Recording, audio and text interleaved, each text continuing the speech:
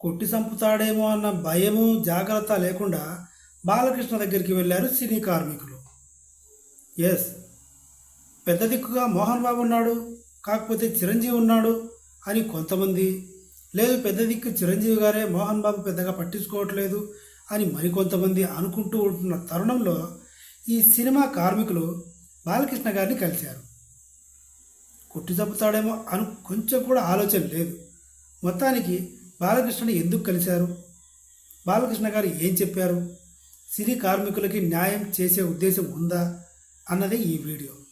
సమాజానికి పనికొచ్చే వీడియో అయితే కాదు. సమాజం కోసం పోరాడే వాళ్ళు పక్కకెళ్ళి ఆడుకోండి. సినిమా ప్రియులు, పొలిటికల్ ప్రియులు మాత్రమే ఈ వీడియో చూడండి. రీసెంట్గా పవన్ కళ్యాణ్ గారి సినిమా ఉస్తాద్ భగత్ సింగ్, ఈ సినిమాకు సంబంధించి ముంబై నుంచి సినీ కార్మికులను పిలిపించుకున్నారు సినిమా యూనిట్.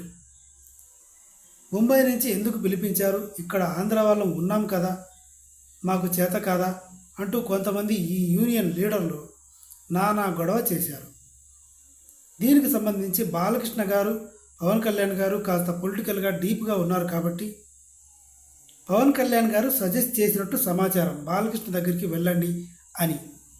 అందుకని మోహన్ బాబుని పక్కన పెట్టి చిరంజీవి గారిని కూడా పక్కన పెట్టేసి బాలకృష్ణ గారి దగ్గరికి వెళ్ళారు.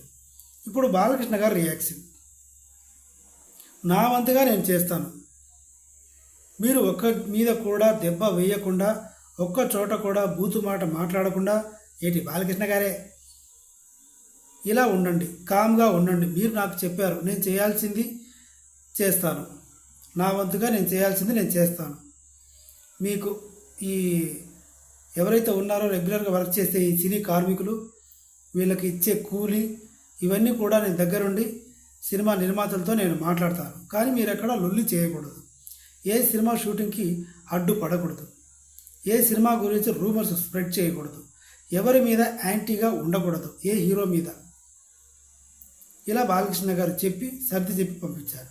ఇక్కడ ఇంకో విషయం ఏంటంటే ఒక్కరిని కూడా కొట్టలేదు, చాలా సంతోషం. ఈ కంటెంట్ మీకు నచ్చితే, ఇలాంటి మరిన్ని కంటెంట్ మీకు కావాలి అనుకుంటే నా ఛానల్ని సబ్స్క్రైబ్ చేయండి. Please subscribe my channel. Thank you.